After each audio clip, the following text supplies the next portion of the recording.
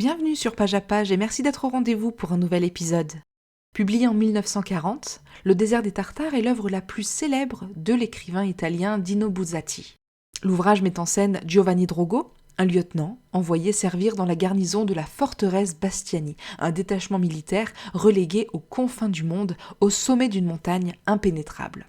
La forteresse semble abandonnée, voire presque oubliée de tous. Pourtant, elle lie entre eux les soldats du bataillon, non seulement par une discipline de fer, mais aussi par l'attente perpétuelle d'un ennemi qui arriverait de la frontière, un symbole du rêve d'une gloire à conquérir et d'un destin auquel croire.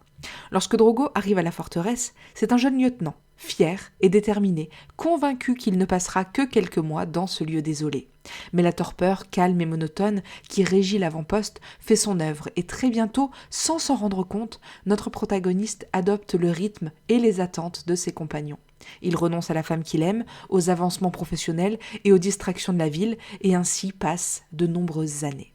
Pour Drogo, comme pour ses camarades, l'espoir de voir un ennemi apparaître à l'horizon se transforme progressivement en une obsession métaphysique. Le désir de démontrer son héroïsme se superpose à la recherche d'une vérité sur l'existence. Au fil des décennies, tandis que ses camarades de la forteresse retournent à la vie civile ou meurent, comme le lieutenant Angustina, Drogo reste enchaîné entre espoir et désillusion. Et lorsqu'enfin, un jour, les Tartares tant attendus marchent vers la forteresse, Drogo est cloué au lit, condamné par une maladie incurable.